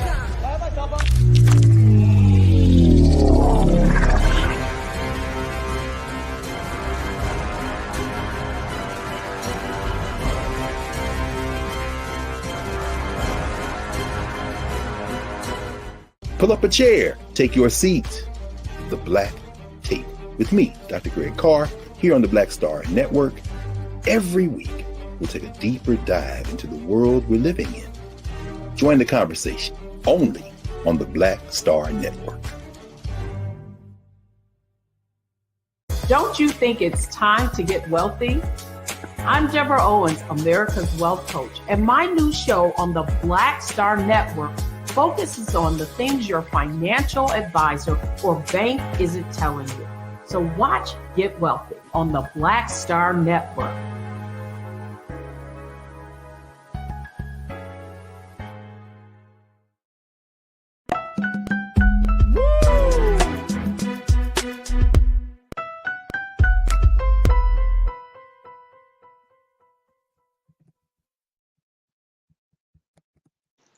All right, folks, welcome back to The Culture here on the Black Star Network. I'm your host, Farajii Muhammad. Thank you so much for tuning in and being a part of the conversation. Joined by my sister, Coach Trinette Collier, who is a relationship and life coach, to give us some insight on this latest viral sensation of Reesa Teesa, as we talk about this Black woman, this sister, who has put out this series talking about her marriage and her relationship with a person whom she characterized as a pathological liar, Legion, her ex-husband, and the ups and downs and all of the promises and the whole story. Yeah. And it has captured the attention of many people across this country. 400 million impressions on TikTok. Wow. For her 50-part story that she did. It has garnered her appearances on national televised shows. Mm-hmm. She's been the talk of Black media. Mm-hmm. And she has officially just signed with one of the top publicity firms in the world, Creative Artists Agency, CAA. The other one is WME, the William Morris Endeavor Agency. Mm-hmm. And she's likely to move further along. She calls this a life-changing event and opportunity as we talk about this. Now, I want to just put this in perspective because my sister Lori Parks, who I truly appreciate, but Lori shared a very understandable sentiment, making a point. And she said, well, why are we even talking about this? Why are we even discussing it? And to Lori's point, I understand the sentiment, but y'all know we can't bring nothing onto the culture without having some deeper understanding of it. Yeah. We're talking about it for a couple of reasons. I think, Coach, we need to talk about it because we do have a very, quote unquote, I don't want to be judgy, but it can be a traumatic or in some cases dysfunctional relationship with social media. Yeah. Using it as our own personal diary in some cases, right? So we could talk about that.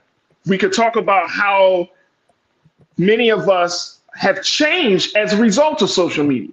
Yeah. Behavior, our view of the world, have changed as a result of social media. Yeah. Right.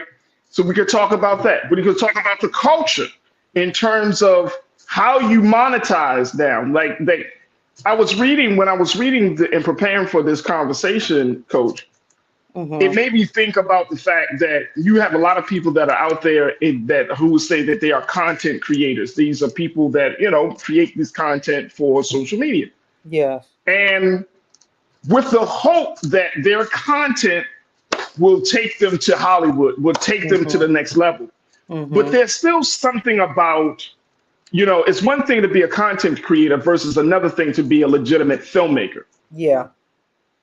There's one thing to be a content creator and another thing to be a legitimate writer. Yeah.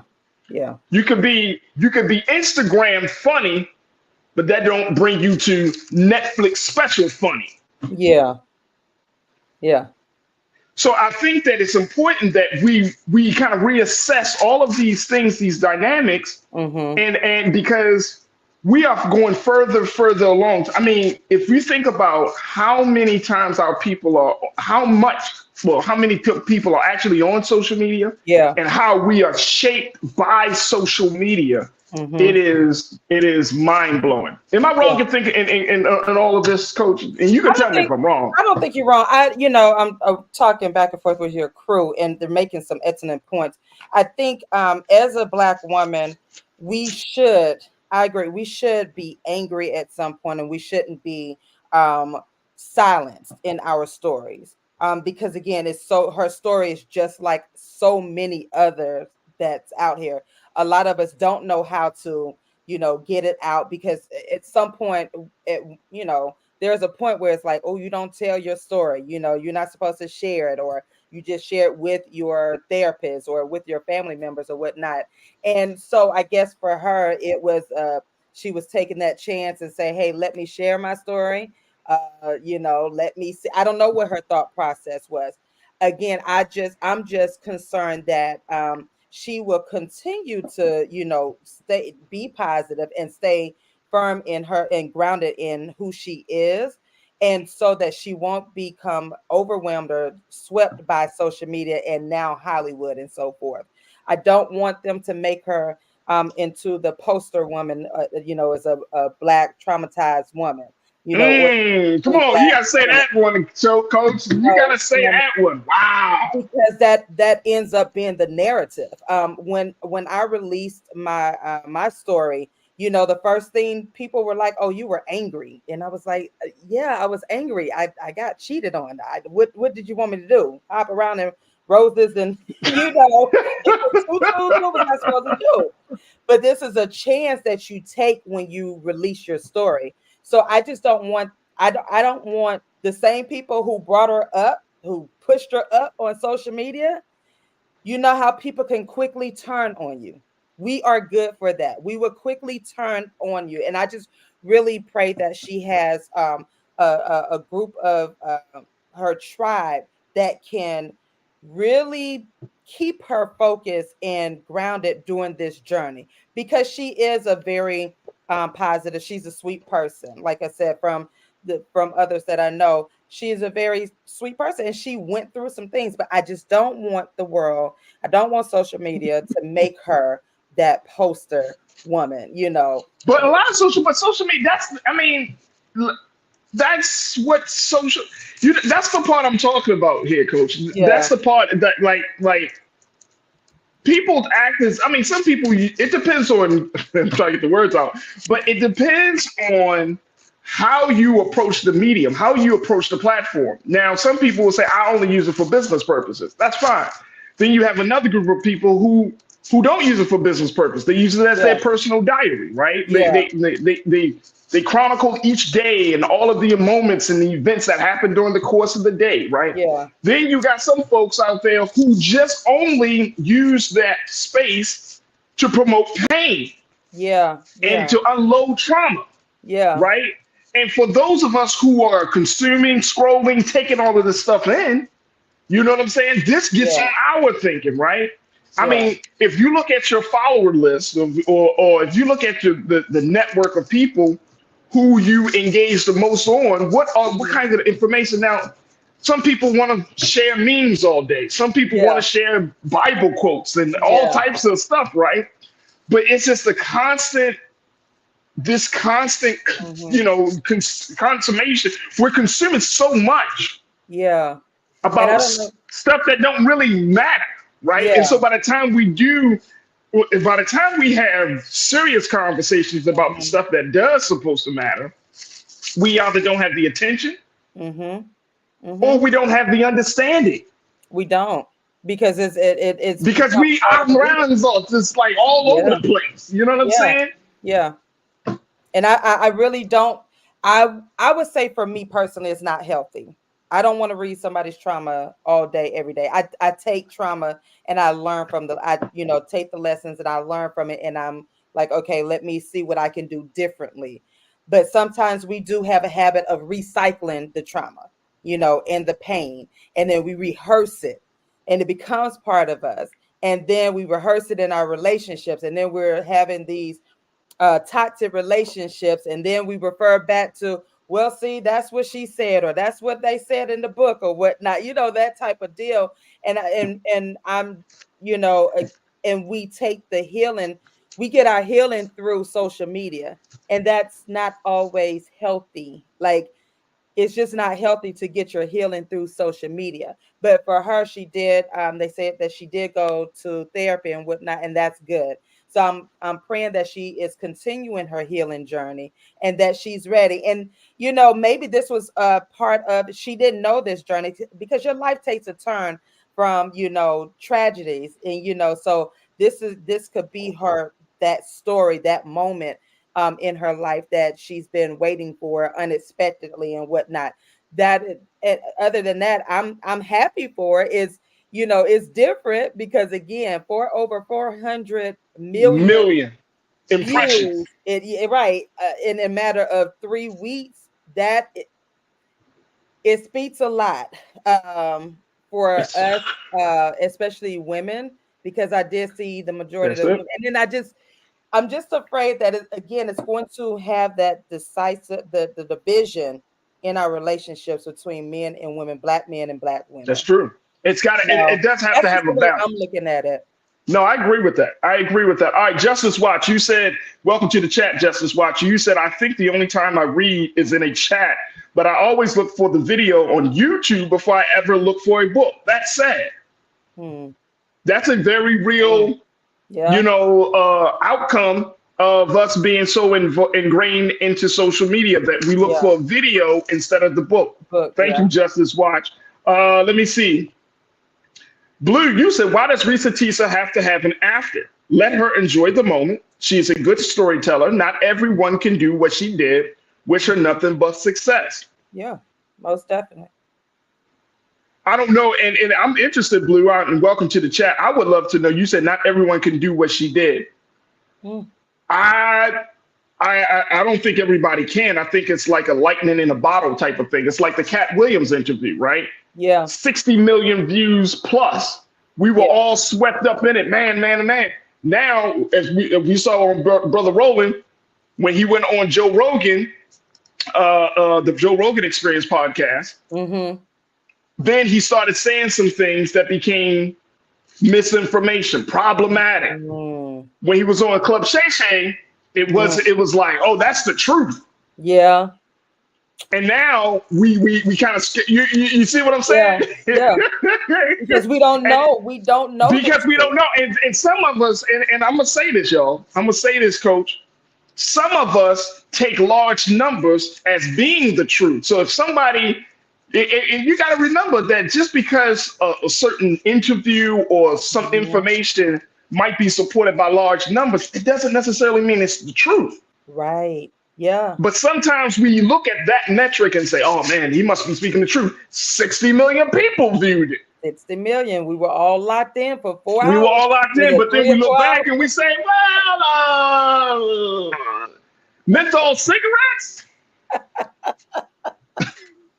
We start hearing, and I mean, yeah, you know what I'm saying? And then it starts to be this other thing. So to that point, thank you so much, Blue, for checking in. Let me see, Dululi, you said something, and I want to say this. You said, I think the problem is the reaction, that it became a commodity. Sounds like swept up in another system of abuse by vultures. And I think this is exactly what you were getting at, Coach, when you're saying that when our stories become a commodity, and this is, y'all know what I'm about to say. If you don't, trust, here to go. This is what it means to be a part of a system called capitalism. When everything you do becomes a commodity, your identity, your story, it becomes a part of some larger system to gain some material benefit, right?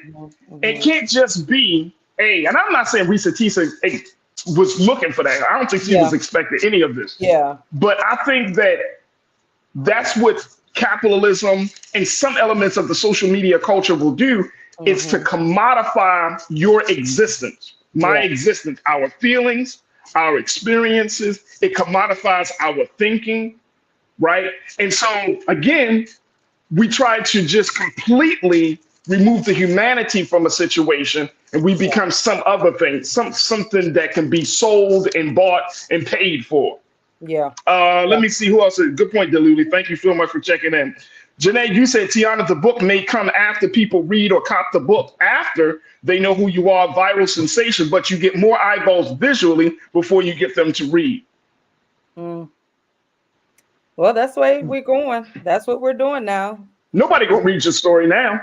No, because if you come now out with a book, they're gonna expect you to tell your story on one of the social media platforms, and it's going to be validated. It's going to be like, that's truth.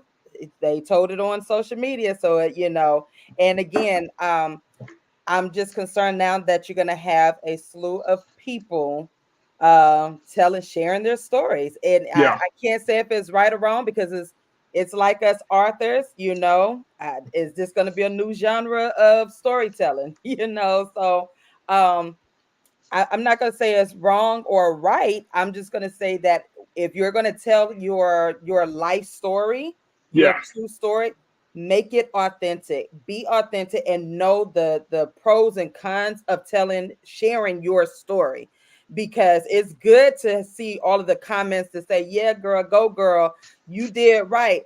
But it's also something different when, you have people questioning your truth, or, really start digging into your life and so forth. So, we have to be mindful. I personally did not want to share my story. So for me, it was a difference. And so many other women who've gone through this, it was a difference. However, again, I'm not saying it's right or wrong, but just be careful, be mindful that if you're ready to share your story, you're going to have to get ready for the entire world, the audience, if you decide to share your story online. Absolutely. Davey Floater, Davey, you said something. I love this term, Jeanette. Davey said, attention economy. I love that term, because that's exactly the space that we in. We want eyeballs always looking at something that we're doing. Attention economy plus racialized capitalism plus influencer culture equals a nasty combo. And I think you're right on, Davey, because in none of those things that you said is human beings, emotions, the human experience. None of that is a part of that. Part of that equation. We have become other than that. You know what I'm saying? We don't have minds. We don't have hearts. We don't have spirits. We don't have emotions. We don't have any of those things in this system of things of social media, capitalism, attention economy plus racialized capitalism plus influencer culture equals a nasty combo. Man, man. That's profound. Yeah. That's deep. That's deep. Thank you, Davey, for posting that. All right, we got to take a quick pause. When we come forward, let's talk about Black hairstylists versus their own clients and why Black women are fighting back. And guess what? How they're doing it? They're going on TikTok. That's right. They're going on TikTok to talk about their discontent with Black women who are more concerned about looking good than actually providing good service. Stay with us. That conversation is up next here on The Culture on the Black Star Network.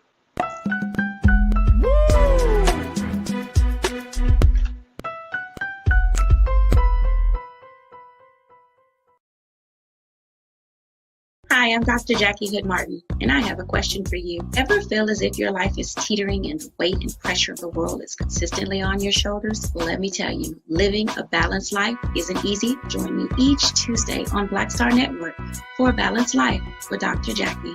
We'll laugh together, cry together, pull ourselves together, and cheer each other on. So join me for new shows each Tuesday on Black Star Network, A Balanced Life with Dr. Jackie.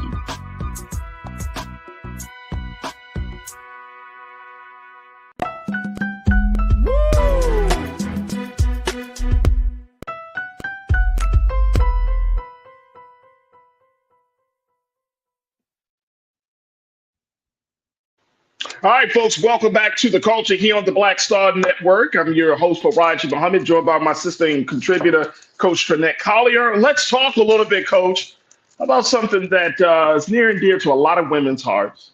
Yes, the hair. And now the hair care industry. Woo. This is an interesting piece.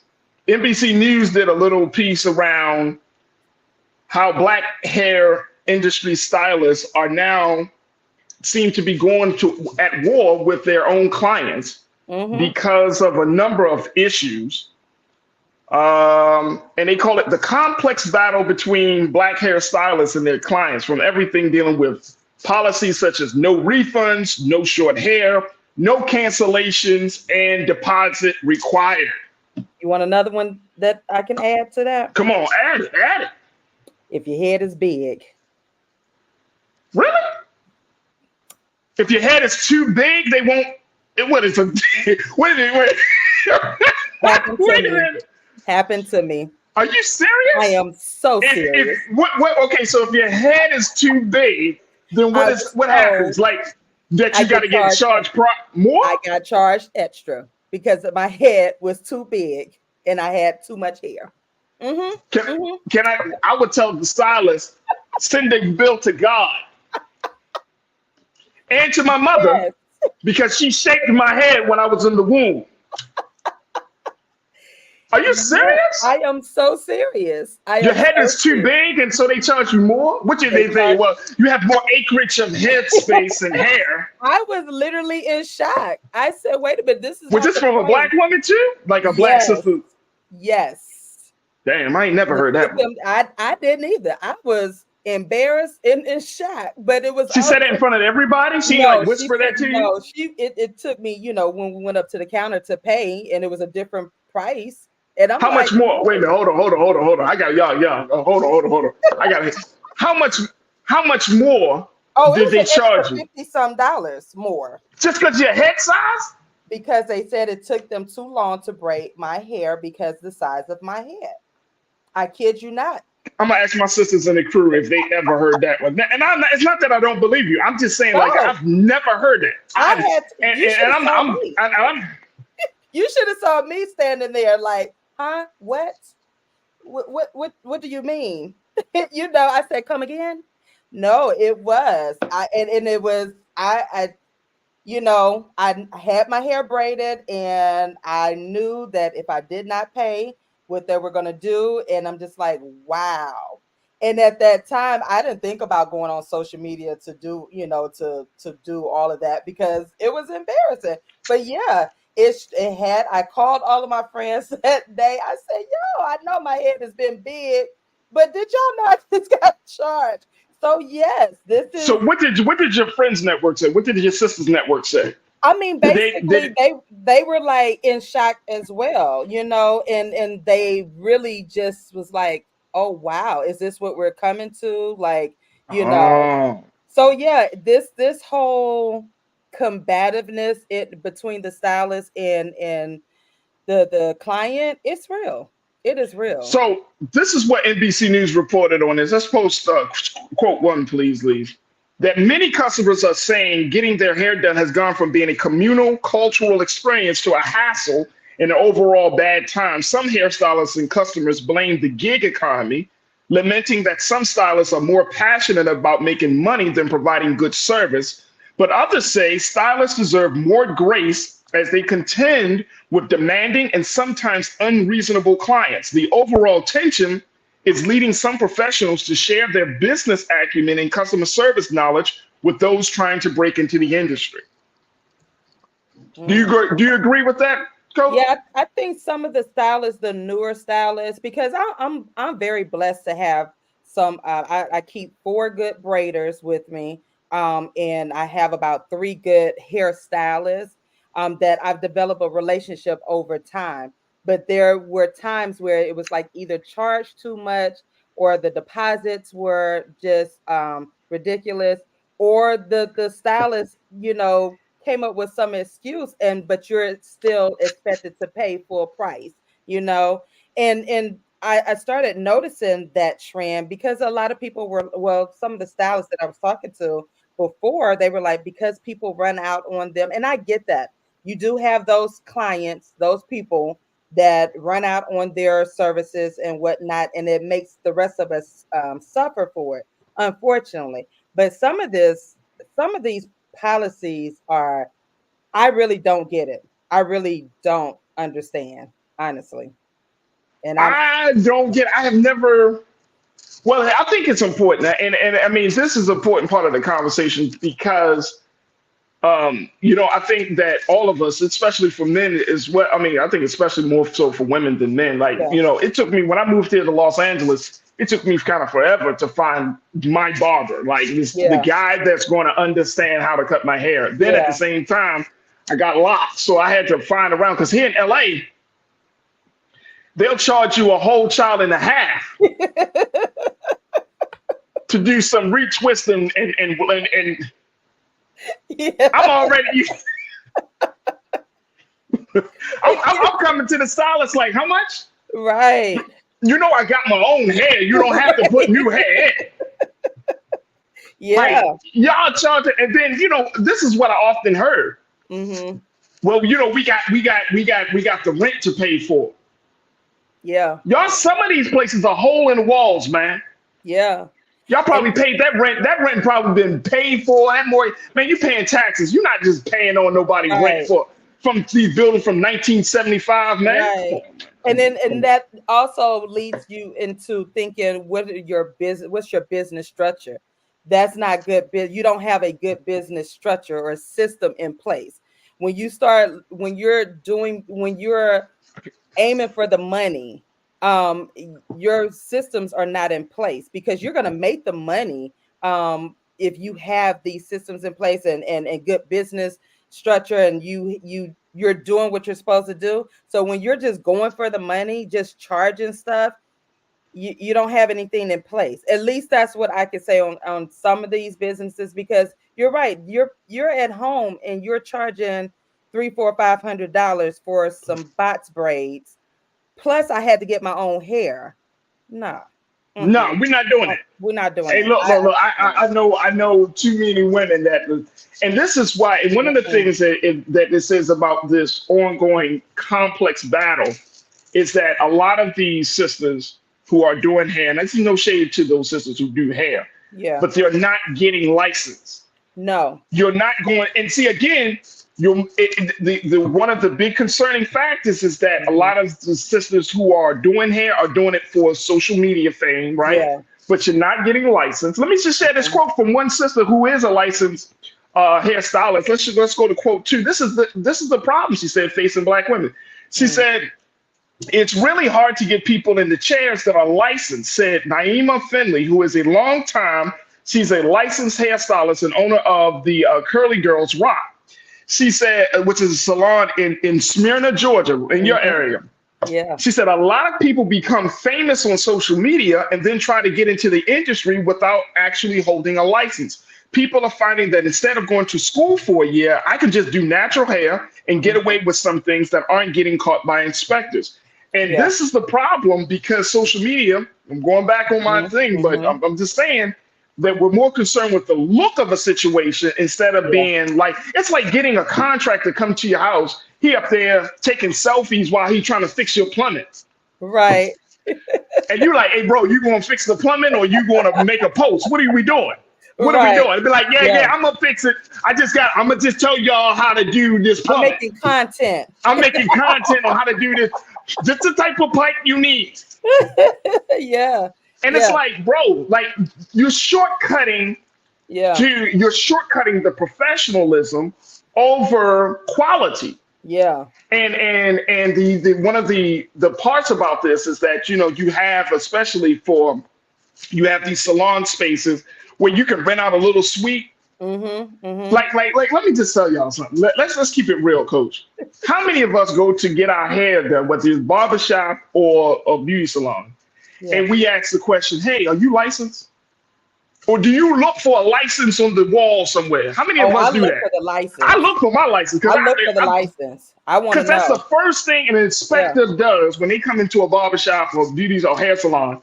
They make sure that all the folks there are licensed. Now, I get it.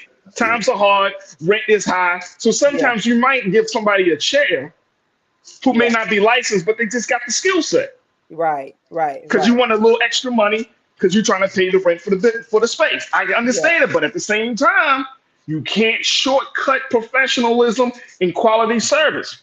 You cannot. And this is where, if you are an owner of one of those salon suites and you're bringing people in that are unlicensed, this is where you as an owner should take that ownership and say, listen, we're gonna push you to higher education in this field. I don't want you just to be in here, braiding hair. I want you to get some education about it so that you can go further. Like, what is that vision that you have for your shop and for the people that you're hiring? Or if you're not in the shop, same thing. If you're braiding out of your hair, out of your house or home, what is your vision for it? Are you just there to make some change, or is this really what you want to do? And if you really want to do this, then you're going to take the necessary precautions to do, because again, even though you're braiding someone's hair and you don't have to have a license here in the state of Georgia to braid, you still need to be careful, because some of y'all picking up hair off the floor. But see, here's the thing, and here's the thing very quickly. Here's the thing too, because when you don't have that license, when you don't have, and Tiana, you said a license will keep you in business, right? Mm-hmm. And this is the part where the professionalism comes in. If you're dealing with a licensed stylist, and then, that person keeps up on all of their professional credentials, mm-hmm. they stay in business, and they want that means that they want to earn your business by doing quality work. Right.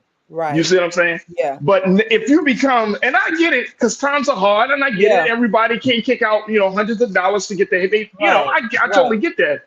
So you got to ask yourself, like, okay, how do I fit? You got to figure this thing out. Yeah. You got to figure this thing out, right? But I think that it's an industry, and like I said, I didn't really see it until I came out here in LA, and I was just like, damn, like haircut prices, just normal stuff. I mean, I got lots, y'all. I got lots. Right. It should not cost hundreds of.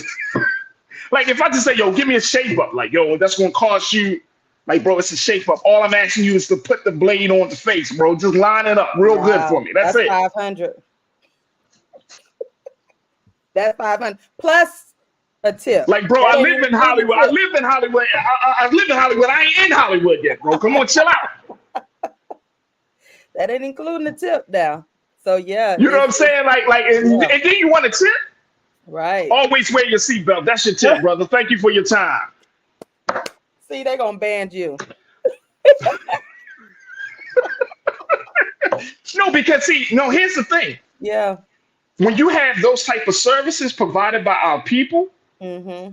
is it important to build the reputation, build the service?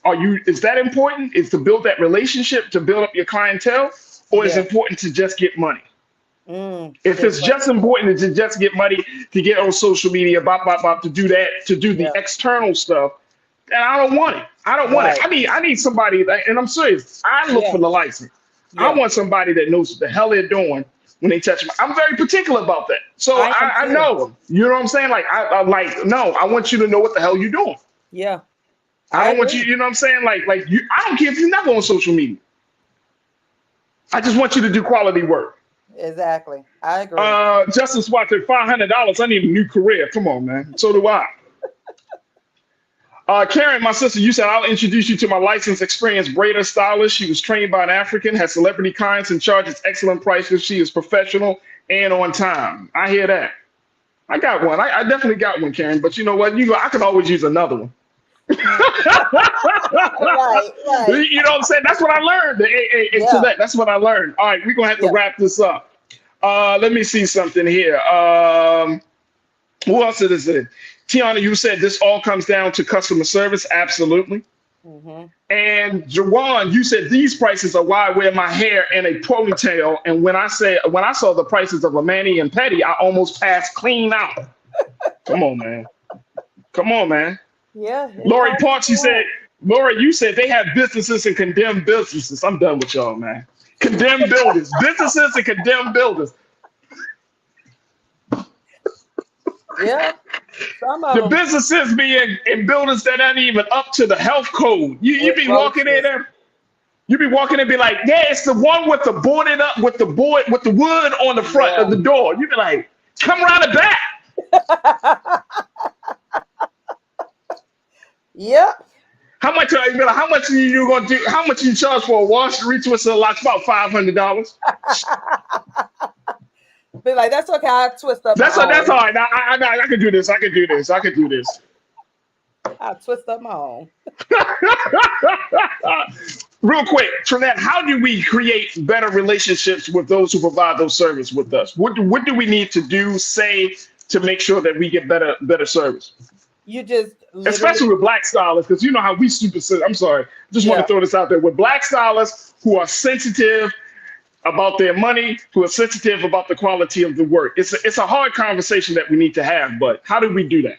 You just get to know, you do a mini interview. Just get to know the person that you want touching your head, and you have the right to ask questions, and you build that rapport with them.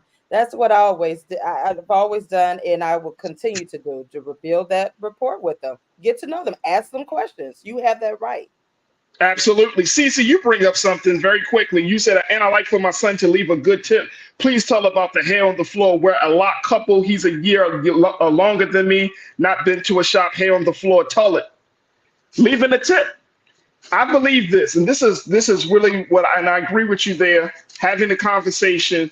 But then if you show that you are a reasonable or responsible client, that you're willing to leave a tip, that you're willing to provide, to bring that person new business, they can see that they need to take a little bit more time. Now, if you're dealing with a person that's not licensed, or you're dealing with, some kind of, and I understand it, but you got to set those boundaries. You got to set those boundaries. And it's so unfortunate. There are sisters that in this NBC article, they were saying sisters who go on TikTok, they amass hundreds of thousands of views for their stories of being with bad black hairstylists. And it's such a shame, a shame. Yeah. It's such a shame to see so many black women treat black women like that, but they don't come up. They be forgetting to they forget about the appointments. They don't communicate well. Man, please. Yeah. Man, please. Yeah. It's such a shame. So I hope that the relationship gets better. Yeah. I really hope that relationships get better. Yeah. I wish a barber would tell me, yo, before you come in, I need like a $40 deposit. Listen. Yeah. And then I get in the chair, he'd be like, yo, you know what? I need to boost it up another $70, another $30 because your head too big. See, you know what? Yo, I didn't expect your head to be oval shaped, bro. Like, what can I say? I didn't expect you to have the egghead, bro. Like, I'm just saying, that extra lock in the back just threw me off. My sister Trinette Collier, Coach Trinette. This is crazy, bro. My sister and Coach Trinette Collier, thank you so much for being with us today. How can I put out your social for us one more time? It is I am Trinette L. Collier on all social media platforms. There it is right there. And Coach Trinette Collier joins us here on The Culture every Thursday at 4 p.m. Eastern Time, talking about all that is culture, all the stuff about the culture, relationships, and so much more. And we look forward to having her back on the show with us next week. Thank you, Coach, for being so good for the culture. Bye. All right, folks, that's going to do it for me. I thank each and every one of you for tuning in. Big shout out to the new watchers, new online culture crew members. I see y'all. I hope y'all enjoyed the show, and we'll be back with us tomorrow and again and again and again. And I truly appreciate y'all. Make sure y'all go to our website today at Black Star Network, and you can check us out on our website at blackstarnetwork.com. Download the app for free. Follow us on social media at Black Star Network. Follow Big Brother Roland Martin on Black Star on his social media platform, and me, The Real Farajii. Y'all can check me out there on Instagram. I would love to get some new followers and get some new folks to connect with. You can find me on Instagram at The Real Farajii and at Farajii on the X platform.